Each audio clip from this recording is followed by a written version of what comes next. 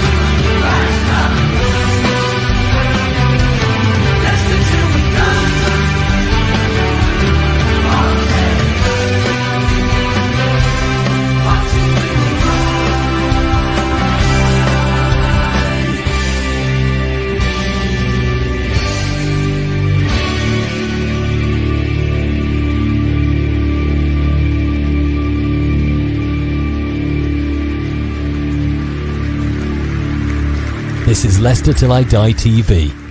Watch and subscribe on YouTube and listen on your podcast platform. Good morning, good afternoon, good evening, good day, good night, wherever you are in the world, that is going to apply to you. How the devil are we all? This is LTID TV. It's not a Friday, as I maybe thought it might be. It's a Thursday. It is the preview show. I mean, I would say we get to talk football, but 1 point out of a possible 9, way down on the table. And now we've got Blackburn Rovers on an early kickoff on a Saturday. I suppose if Leicester lose, they get to ruin our weekend and get it out of the way, don't they? Or maybe we've turned our fortunes. What do you guys think? Let me know in the comment section what it is you guys think. Can we turn our form around? Turn around. You can tell I've literally just realised I had a show to do half an hour. I'm all over the place. I'm going to keep the good vibes going. We've got a wonderful guest in the background, Dirk, or as I call him, Derek, which is now his name. There is an interesting story behind why I thought his name was Derek, which I will explain to him when he comes in. Without further ado, he's been waiting patiently. It's sitting there going, this bloody host, he's not that reliable, is he? But I am here, and so is Dirk. How the devil are you, my friend? I'm doing great. How are you? I'm very well, thank you. Well, I mean, in terms of supporting a football club, not very well, but in terms of life in general, I am very good. I mean, please don't sing. I don't even know what that means, Chris. You've just put gobbledygook at the end of that. I don't even know. That probably could be the singer's name. It probably is. I won't sing it. I shan't sing it. Derek, you don't fancy doing a bit of a sing song for us, do you? No, you wouldn't want to hear me singing. So. That's all the camera lenses. Oh well, there you go. Then that explains it.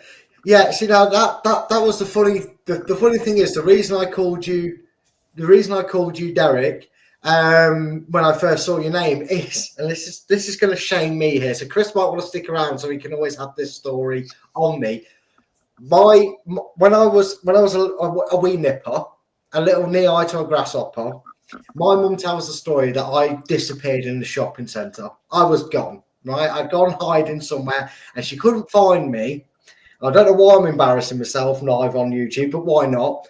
And as she was shouting my name, I popped out from the curtain. You remember the old style curtain rails? And I went, my name's not Brad, it's Dirk.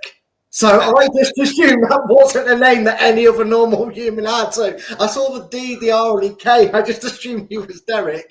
I don't know if that's more embarrassing for you or for me. Probably me, because I've just told a trauma story that my mum loves about. But yeah, apologies for getting your name wrong. Dirk, how are you, my friend? Oh, I'm good, yeah. Hoping to be better. Hopefully we've turned a corner this past week. Because it's been a pretty miserable start to the season. I know you guys must have high expectations, but we had at least mid-table expectations. But right now, it's not been a great start for Rovers, and probably a good start for either of us, really. No, it's not. You maybe want to have a fiddle around with your settings or your mic. You're sounding a bit echoey, a bit distant. I'm just not sure if they'll pick you up with it. Maybe. Yeah, we can really hear the ruffling around. That's all I'm thinking. That's all.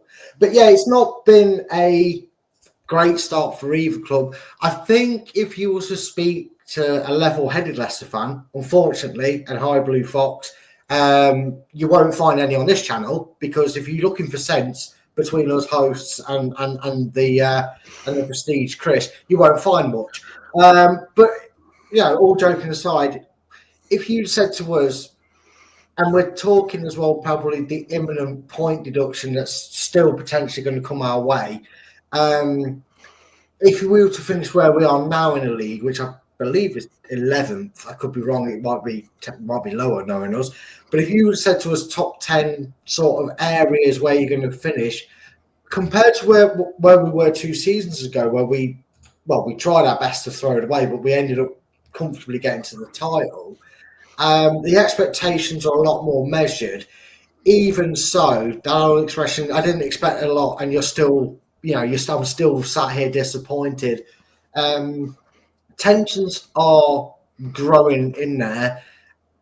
And even though you say you're not having the greatest start of the season, you're probably going to play Leicester in the best of form, because we're not a team that feel like we're being hard done by results. And, maybe like Wolves in the Premier League, because my dad supports them, I kind of keep an eye on them. I saw them in the cup against Chelsea, 4-3 loss.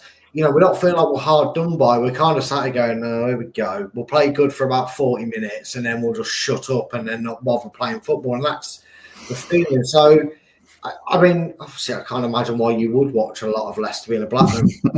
Our results and maybe whispers of our performances, and do you go into this game with a bit more optimism?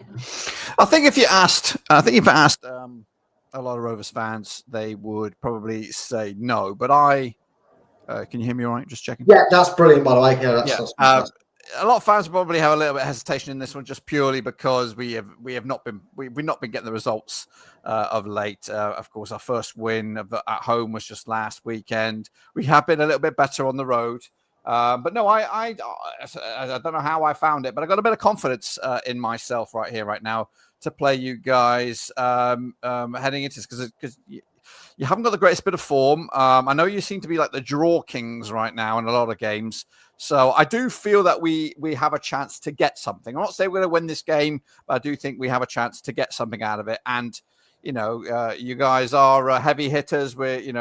I'm expecting to see Leicester City in the playoffs, if not higher than that, at the end of the season. So if we can get something from you guys this weekend, it'll be a massive point for us, or more. But no, I'm feeling stupidly a little bit confident about getting something this weekend. Well, if you feel stupid, so do I, because for some reason, and we run a predictions league, don't mention that to Chris. He's not doing very well. I looked down the list and I got neck ache looking for him on our list. I'm not saying he's near the bottom, but he is near the bottom. But I predicted Millwall to beat us last weekend, and that came to fruition. And for some stupid reason this week, I just feel like if it's going to get going before, because I don't know if it's through sheer desperation of wanting it to start to click for Marty and obviously Leicester and go forward. But I've gone for us to beat you. We'll go through score predictions nearer the end of the show. But we've both been in a bit of a weird situation. Obviously, we fell from the Premier League. We knew we were never going to keep Ruud van Nistelrooy. And then we had that long period bringing in Marty, who, that old excuse or reason for things taking a while to settle is wearing off. That obviously he basically watched a pre-season game and then was straight into the flux of things. August was basically get to know lads, see you later lads, new lads come in sort of thing. It didn't, it happened all in the space of 4 weeks. You had similar in a sense of not the relegation or anything, but you had a manager. He looked quite well set, John Dale Thomason. I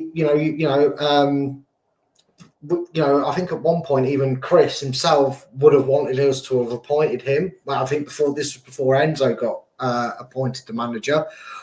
He's now obviously managing in Sweden. First of all, I don't get how you can't manage a club and an international, because the parallels of when they play are so ridiculous. It's unreal. But how did you feel when he decided Blackburn decided that's it, and he's gone to Sweden. Was there a fan base that really wanted him to stay, or did you kind of go, look, it's his national side, a national team's calling for him. We're not going to stand in his way. What actually happened there? But because that seemed a bit.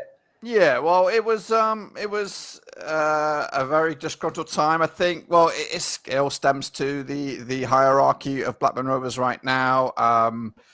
Broken promises for John Dale Thomason. He was promised X, Y, Z, and it wasn't happening. It didn't happen for him, or goalposts were moved, sort of thing. So he felt let down by the higher ups, of course, and then he could have been.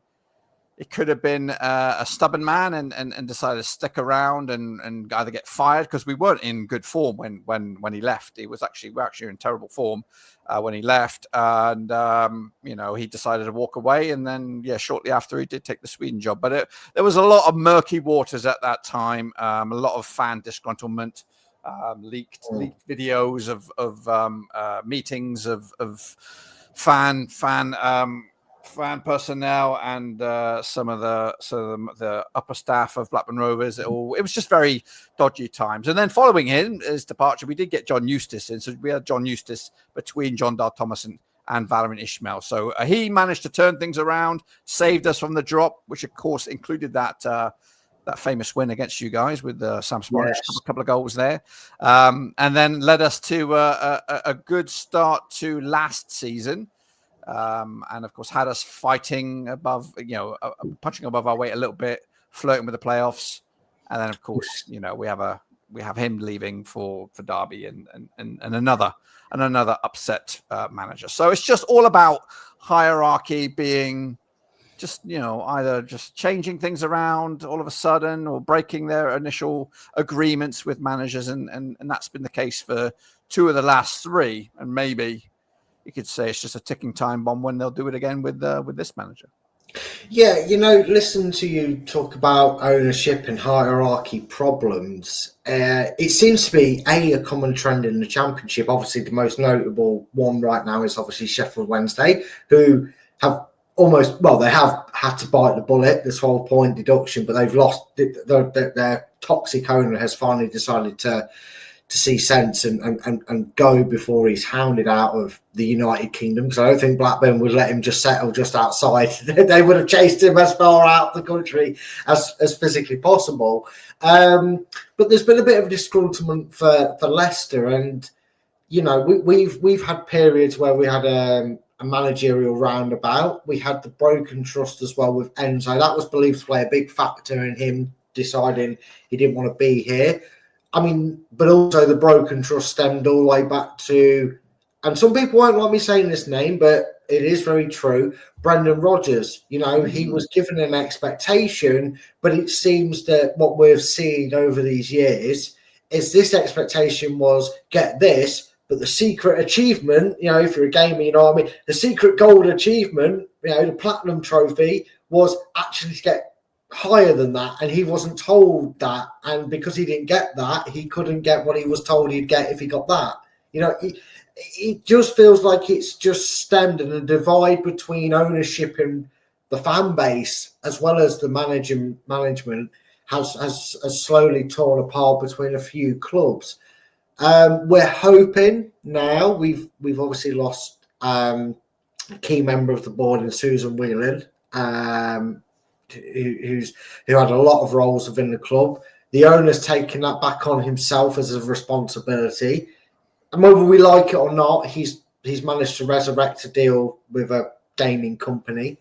But that's funds for the club, and hopefully, we're hoping as Leicester fans this is the start of the turnaround and the learning. But it's interesting that you say there's a merry-go-round. This manager.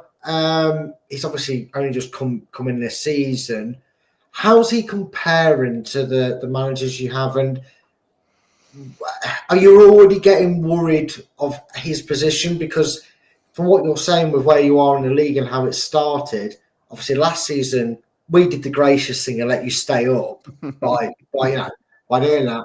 But this season, do you feel like you've got yourself a Wayne Rooney or of Ruud van Nistelrooy, not in terms of jumping from player to manager because he's been managing for years, but more in the terms of he's not cut out for this level of football because it doesn't seem to be going too well from early doors. Or are you like us, give him a chance because he's had not a lot to work with in a short space of time? Well, Val Ishmael's has been around the block a little bit. He's cut his teeth in the Championship before, and I've always been a big fan of him. Yes, it got a little bit hairy this past few games, but I've always been big Valérien Ismaël in. I think I came close this last weekend when we were playing for the upteenth time at home, not getting a result, and I was testing my patience a little bit. Yeah. But I've always been, the problem with Blackburn Rovers is we I know you've mentioned Sheffield Wednesday being, the prime example of ludicrous owners, but I think we're not too far behind. And honestly, if I think Valérien Ismaël's reputation is pretty. I think it's still okay. It's a decent manager, and the problem is if we were to get rid, I'm scared. I'm scared to see who we would go for. We would go for a Wayne Rooney, somebody that would be a big name, but be a terrible appointment, or somebody like Steve Bruce, or a guy who's, done everything, but it's definitely well past his sell-by date. So, I think Val is good for what we are. I think we are seeing some good football, which just can't get that final end product. And who knows? Maybe this weekend or the last weekend could be a catalyst, and maybe everything just suddenly falls into place, and we start to get what we kind of were hoping, which was at least some movement. Because we only, if you just look at the Championship thing last season, the table, we're 1 point outside the top six. So. Yeah, well, I had it as you were 66 and Bristol City finished on 68. Yeah, it was a result. Yeah, I think you actually went into the last week where if they'd have lost, you would have taken them over with a win. So who did we play last game? Yeah, there was 3 or 4 teams, wasn't there, in that mix going into the final game? Yeah. Just speaking on that, I'll quickly ask you this question because I'm going to tell you this now. No, because it makes the lower leagues atrocious because it's the only way it would work. I think you might know what I'm going to ask you. It hasn't really caught fire. It kind of blew up for a week or two, but you finished 2 points out. That result either way would have got you out. Would you have been happy with a quarter-final sort of playoff system coming in for 7th and 8th, as the rumours were projected that I don't know. It's a tricky one. Since we got relegated, of course, from the Premier League, but then we also got relegated to League One. Since we've been back from that relegation, we have been 7th a couple of times. Maybe 3 of them last. I don't know how many years it was. I don't know, since 3 of the last maybe 8 or 9 years. I think we finished 7th in some of those occasions. So yeah, of course that would be great for a selfish point of view. But I don't know. It's a weird one. I don't know. I did read something about some negatives about it. So I don't know. I don't know if it sits right with me. I'm not sure. It's a difficult question, but just from track record, it would be nice for our recent run to, of course, one of them to have ended in a quarterfinal playoff. But if you finish 3rd, I know that seems like ludicrous for a Blackburn Rovers point of view. You finish 3rd and you don't make it, and the 8th makes it. It's kind of a Because and also if the points, like if 8th or 3rd finishes 89 points and 8th finishes on 59 points, it's a bit of a joke. Yeah, and that's one of the few things I have against it. And then I just get to a point where it's like, well, why don't you just start copying the rugby and that and the Scottish Premier League and just do it in half and do it that way, because it just gets a bit ridiculous. But and I know you said about the playoffs. I mean, I still think I don't hold it against you, mainly because I was like 3 or 4 years old. But we all send your mind back to that certain playoff that we were so salty that the guy who screwed us over, we ended up signing the following season, Mr. Speedy. Goal machine. Yeah, and he was for us as well. To be perfectly honest with you, did you have much memory of that game? No. I was actually before I'm it could be of a similar age. I don't know, but I was those days or that playoff success was probably just before I supported Rovers. I've been, I'm late to the footballing world. I would say late-ish. I backstory here. My old man was in the army, and we've lived everywhere. Lived in Germany, in Canada, Cyprus, all over the place. Yeah. And I wasn't really into football until the 1990 World Cup. That's what got me hooked. Before that, I was like more of an ice hockey kind of guy. I was all into all of that kind of stuff. Wow. So that got me hooked. And then I thought, how do I get more of this football madness? And then, being in Germany, we didn't have much coverage of English football, any football really. It was like one channel. Eventually, Match of the Day was on there. The Premier League was born, and I just liked Blackburn Rovers, and I liked the Blue and White Halves. We actually subsequently moved to Lancashire, which actually reinforced that bond between me and Blackburn, and the rest is history. But no, I speak with a lot of Blackburn Rovers fans, and a lot of them of my age do recall that Wembley date against Leicester, an important date, one everyone looks back on. But yeah, just a hair before my time, but. Once the Premier League was born, football became a bit more regular to those that weren't right outside the football stadium. But I mean, it's a great history now. It always makes you think how these things work out, because that wasn't just obviously not for us in terms of result, but it was a great playoff final to have watched as a neutral, because it was the way the game ebbed and flowed. But also, to give it its comparison, the Troy Deeney effect when we played Watford in that playoff semi-final at Watford, and Knockout died for the penalty, and then they went down the other end and saved us. Right? Everybody says to me, "Oh yeah," I said, "Yeah, but look what happened afterwards. We ended up getting promoted and winning the league the next season. Mm-hmm. Watford struggled and nearly went down. So who did it actually benefit?" And then look what happened, preceding that in our history. I mean, obviously, we can both say Premier League champions. We both exactly. Yeah. If you'd not beat us in that playoff final, would you have then gone on and had your Alan Shearer's, your Chris Suttons, even your Morton Gamps, Pedersons? Would you have had them days? It just shows you these things that people think, oh yeah, but that was back then. Yeah, but look what they achieved. Mm-hmm. It was and I know people kind of say for the time of it, Blackburn brought the league, and I get the economics of it. It does work out. It doesn't look like it these days, but it just shows you a few seasons ago we were scrapping it out just to get to Division 1, or I think it was still Division 1 back then. So it was no different than when, like you said, when the Premier League was born. You're thinking, wow, if we'd not won that and stayed up, you may never have won that prestigious trophy that only the select few like me and you do our clubs have held. But getting back a little bit more forward in time, we talk about the gimme that you had when we saw Birmingham going down in football. We don't want Blackburn going down, we'll keep them up.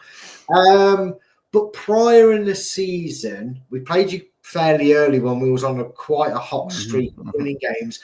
By this sort of scoreline, I think the week before we beat West Brom 3-1, and maybe even Southampton, who are just our whipping boys of recent history. We played you at Ewood Park, and we beat you 4-1. Vardy grabbed one. I think Wout Faes grabbed another. I can't remember the other goal scorers. You weren't in that bad a position, but at the very start of it, how did that fallout lead to a last day survival win needed against us? Well,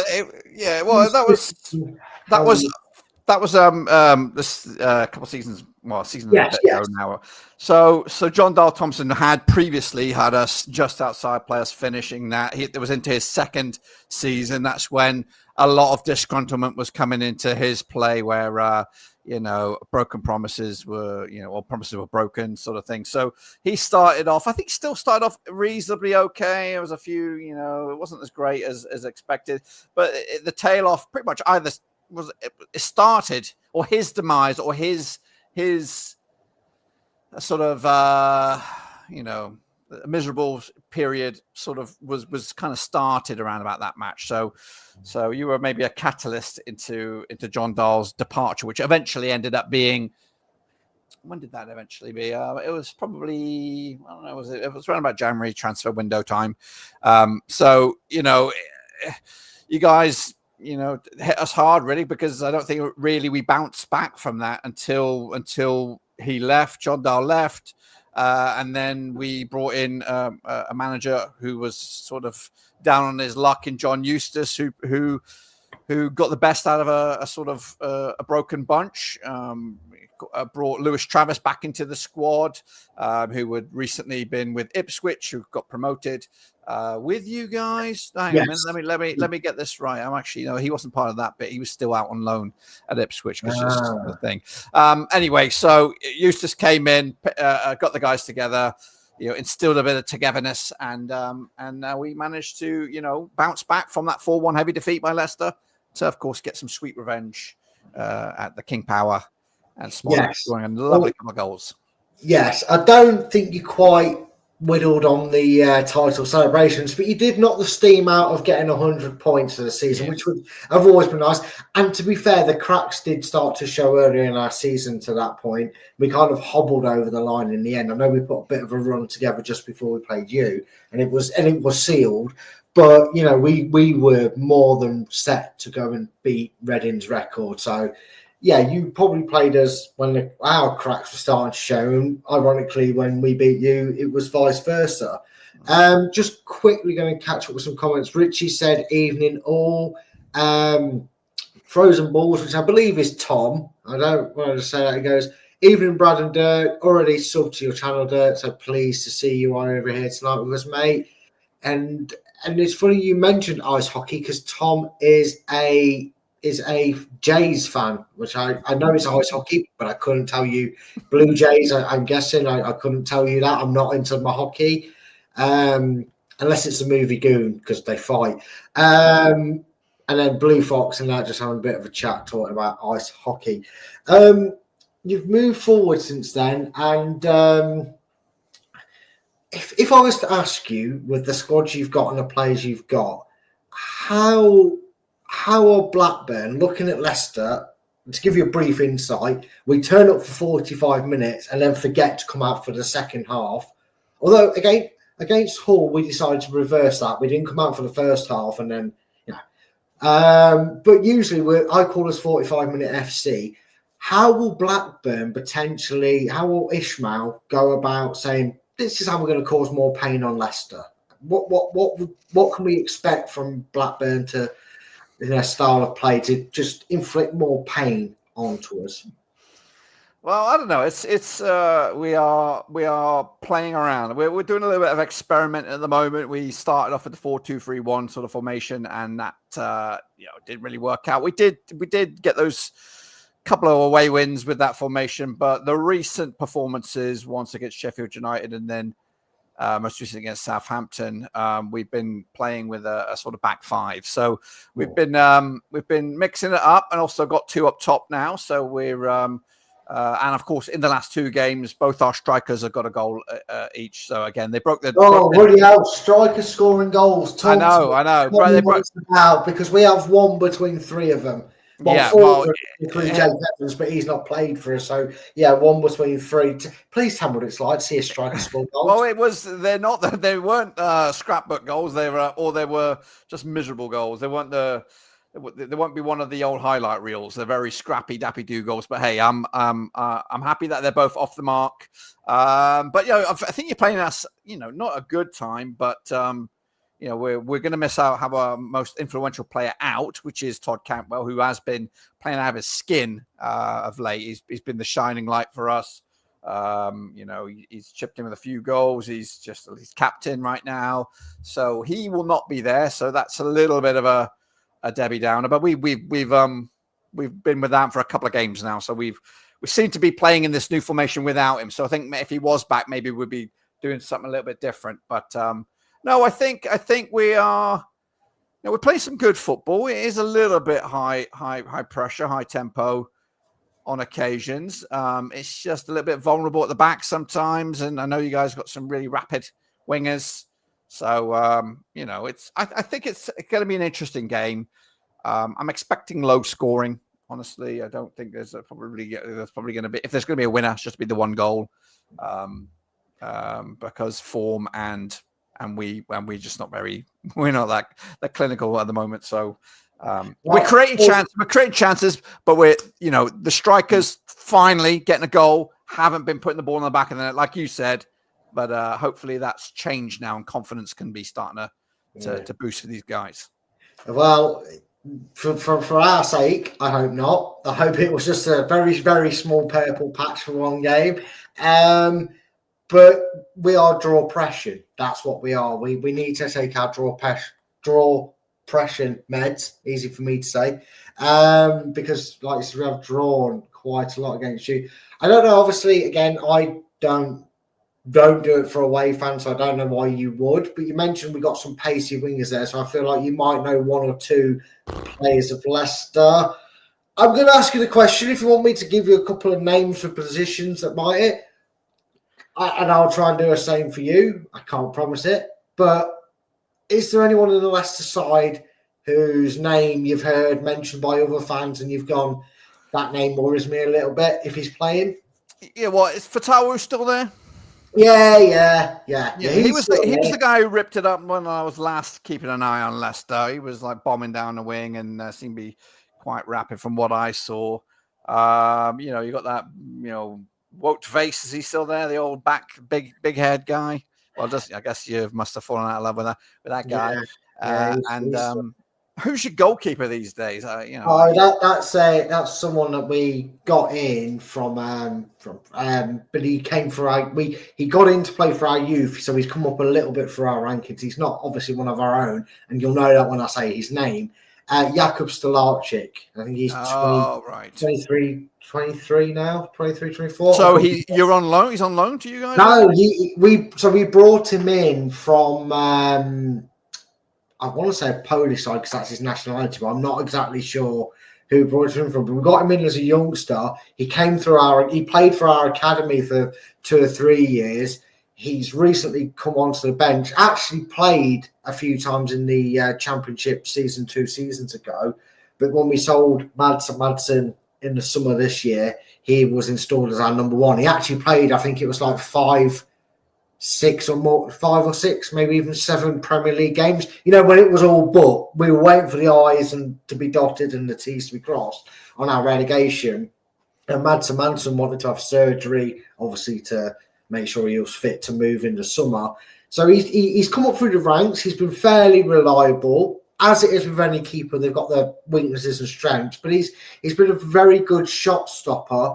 And if he works on, and again, a goalkeeper's life is a lot more extended than an outfield player. So the fact that he's in his early to mid-20s doesn't really bother me too much. He's quite a good goalkeeper. So yes, Stolarczyk is his name.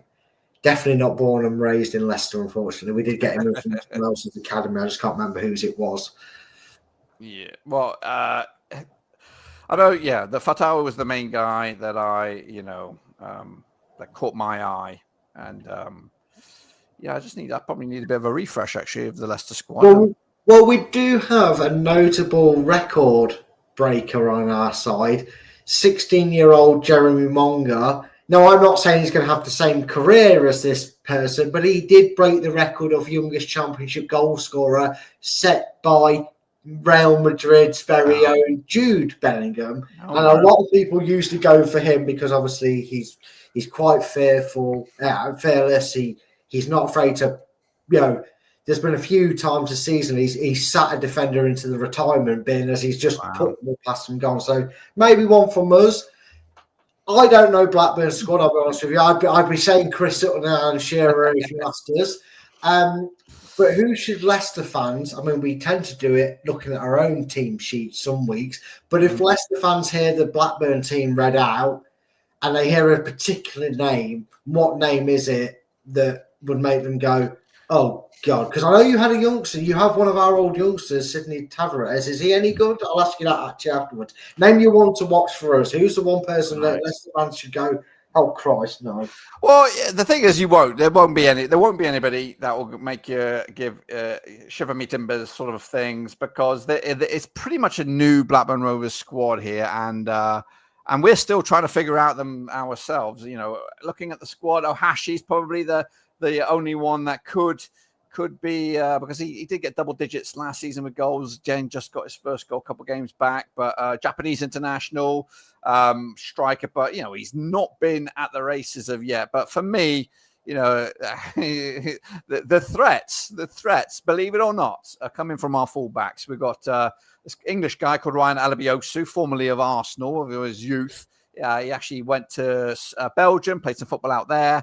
Then he had a little bit of a loan up in Scotland, but he's come in still under the radar. No one's talking about him, but we've seen him and he's been absolutely phenomenal. He is a bully on that right flank there.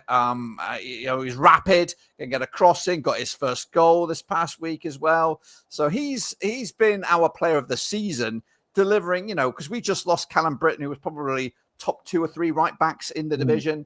And we thought, oh gosh, how can it get any worse? If you ask the Rovers faithful, they'll be saying, Callum who? You know, this Ryan Alabiosu has come on and he's been fantastic. On the other end, on the left-hand side, you know, we've had a couple of left backs that have been average, but in the past couple of games, another guy, a Belgian actually played with Ryan Alabiosu in the same side in Belgium called Kutvic, I think. His name is Dion Deneuve, and he's had 2 stonking good games last 2. So that's the threat. I know you usually have a creative midfielder or a striker that's red hot, but no, our fullbacks, I think that's where the threats are going to come from. They're both rapid. They're both they do the defending and the attacking. And yeah, I think that's where the threats are going to come from. And they've left some other rapid guys on their asses as well. So, but hey, I think it's they've been brought in for their athleticism. They're still works, and they are still lumps of coal. Eventually, give them a year or 2, and then there might be a decent footballer in the end. So we're still figuring it out. Sydney has, you know, unfortunately been a bit of a dud at the moment. He needs to up his game because he's getting out-muscled in the team by a loanee. So we bought Sydney on a permanent. We expect more from him. You know, this is his badge right now. We expect him to bleed this badge, whereas a guy, Taylor Gardner-Hickman, who's coming from Birmingham, is running and he's showing, he's sweating for the badge, and it's getting a lot of respect because of his efforts, whereas Sydney has been a bit of a too cool for school kind of approach, and it's getting a bit found out a little bit. So he has to earn a spot right now, despite him being a bit of a hefty transfer fee for us. So right now, because he was a youngster at Leicester, he was a player that when Brendan Rodgers in charge, he was trying to convince him to sign a new contract. Right now, taking him as he is, are you saying that Leicester might just have got away with that one? We're not going to truly regret having him walk through the door free of charge. I think no. Don't get me wrong. I'm quite optimistic at that we will. I think this season is going to be just kind of. He'll get some minutes in. He'll get a few appearances and all that. Next season, we're gonna lose our key man, our Norwegian in midfielder, a grafter, Sydney Sondre Tronstad, who's apparently homesick and is going to run his contract down. So he will leave, which of course we'll have a new midfield duo, which could include Taylor Gardner-Hickman if he wants to stick around, or it will be Sydney and hopefully this is another guy called Baraji, who's meant to be the holy grail for Rovers. We're pinning a lot of hopes on him. He's just been bought. Like Celtic were after him. A lot of big clubs were after him, but he had an injury or broke a metatarsal over the summer. Nobody wanted to touch him with a barge pole, but we went for it. We brought him in on loan, but he's I think November is when he'll be back. Unfortunately, and again, when he does come back, he'll be fleeting minutes. But he's our exciting guy that we are all waiting to see. We've been hearing some waxing lyrical stuff from the coach and the scouting department saying he's a game changer, but we don't know yet. It could be a dud. It could be a Sydney Tavares 2.0. Yeah, so that's something you don't want. And unfortunately, we've had our fair share of people, wrongly or rightly, they've ended up being duds for us. The most infamous one wasn't his fault. It was a board fault. It was the 14 seconds too late to give paperwork for Adrian Silva, where by the time he was up and ready to go, he couldn't get max fit properly and didn't really feature for us. So, yeah, I hope that one turns out different for you. Yeah. Speaking of things that I hope turn out different for you, you was a bit terrified by this when I mentioned it, even though I did say it was for fun. Yeah. We are going to end things off with a nice little fun quiz. Okay, ready. Yeah, because I've decided, and Chris will vouch for this, I love taking part in quizzes. I love taking part in quizzes. That's a new one, Brad. I love taking part in quizzes. I'm just not very good at them. And it turns out I'm not even that good at hosting them either. But I'll try. I'm a trier. God loves a trier. Tom just said about Sydney there. He said Leicester fans got the feeling that he'd be like that, but his commitment seemed a bit wary. He gives off Damari Gray vibes to me personally. Has that in him, but just refuses in a way for some reason to want to unlock that ability and go full ham at it. But hey ho. I just saw apparently the Blue Jays that I took a wild stab at was a baseball team. Yes. And apparently his hockey team is the Leaves. Maple Leafs, yeah. For him, as he said. So shows I don't know anything outside of football or cricket because that's my only other sport I really follow. Anyway, let's try hosting the quiz, shall we? Okay. So you do. Normally I have a funny name for these to kind of link in with Blackburn, but the fact that the word burn is normally a crash and burn, I couldn't really think of anything. So I went Blackburn or wrong turn. Are you ready to play? I'm ready. Let's go for it. Yeah, simple. You got 50-50 chance. They're very easy. Question 1. Blackburn Rovers' mascot is called Dover the dog. No. False. Yes, that's it. I wouldn't have docked your points just for saying that, by the way. Yeah, you are correct. It's Rover the dog. Yeah, close.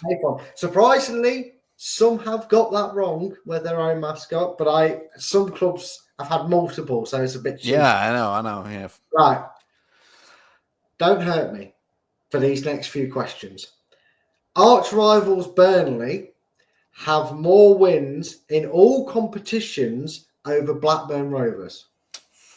Oh dear. I don't think so. I'm going to say false. You're locking in false. Don't hurt me. It's true. Oh dear. Burnley have 45 wins to Blackburn's 41. Oh, whatever.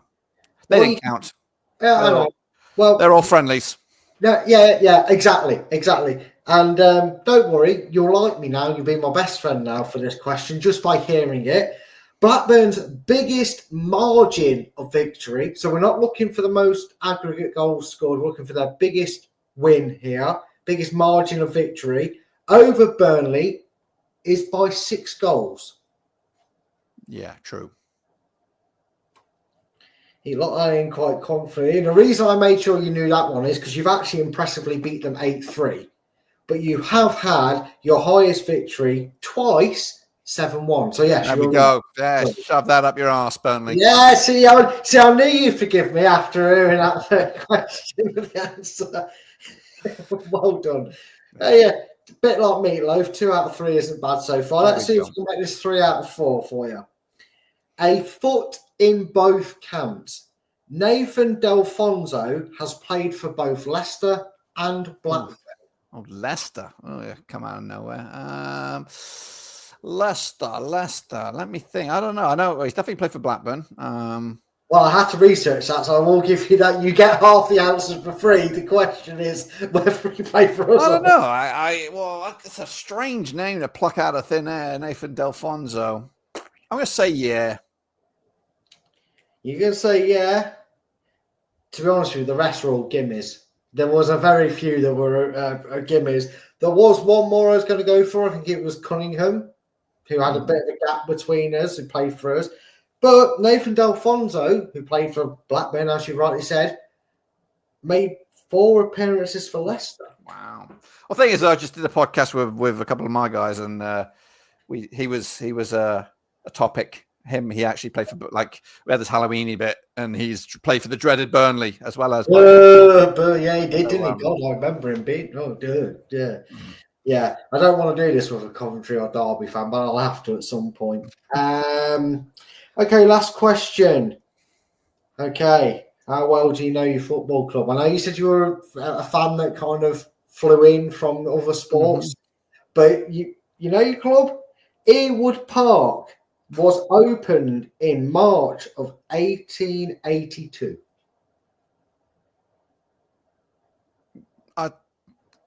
March 1882. Yeah, go on then. True. You say it was true? Well, Earwood Park was open in 1882. Oh. Well, so you could got the year right, but it wasn't in March. It was Oh. It was in April. So close. So close, no cigar. But do you want the good news or the bad news? Give us the bad news. Bad news is your bottom Bottom of what? of the league table of this thing that I do for each guest. Good news is you're third if you look at it a different way. Okay, all We've right. got 5, 4, and 3. There's nobody has got 2. So you are joint worst or you're third. So Bronze. Yeah, I'll take a bronze medal. when your mates on your show go, "Hey Dirk, I heard you had a quiz. How'd you get on, mate?" You're like, third on the leaderboard.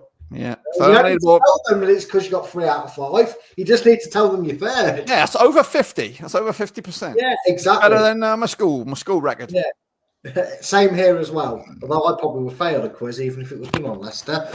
Right, before I give you a chance to shout out where you wonderful lot do your shows, score predictions.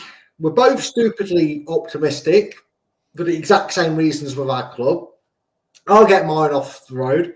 Desperation has led me to say we're actually going to do 2 things we've never done before for a long time, which is score more than 1 goal and keep a clean sheet. I've gone 2-0 to Leicester. Well, I've got to back my boys. I think we've seen some positivity of late.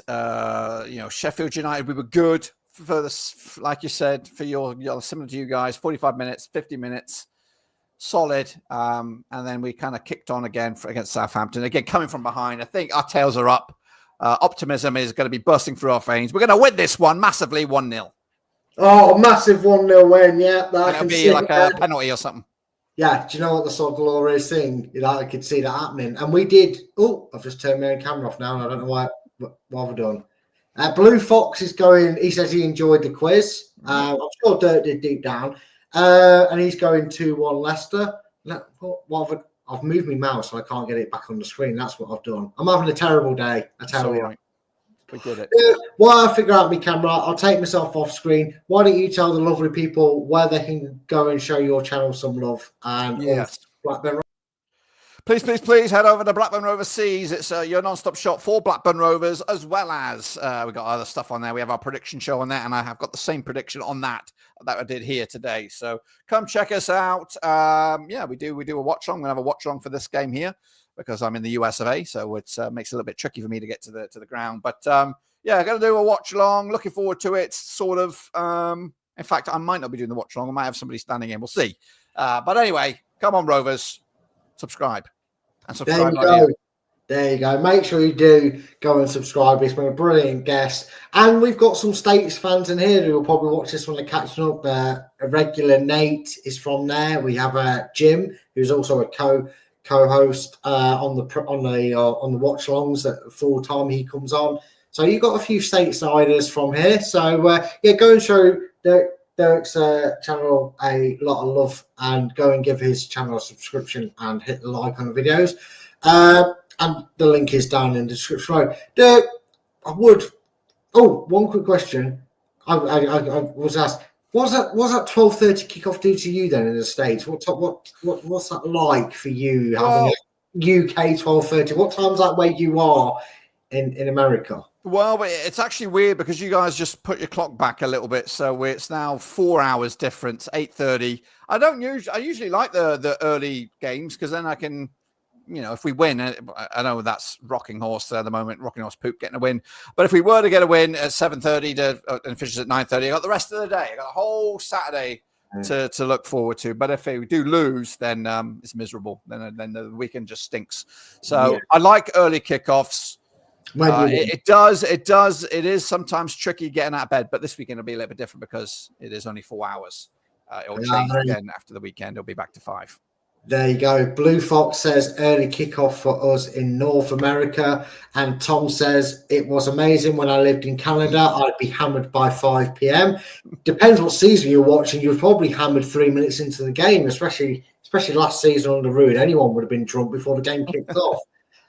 Ready for the match, says Tom. Yeah, it is a 12:30 kickoff. As you can see, scrolling across the bottom is a 12:30 kickoff.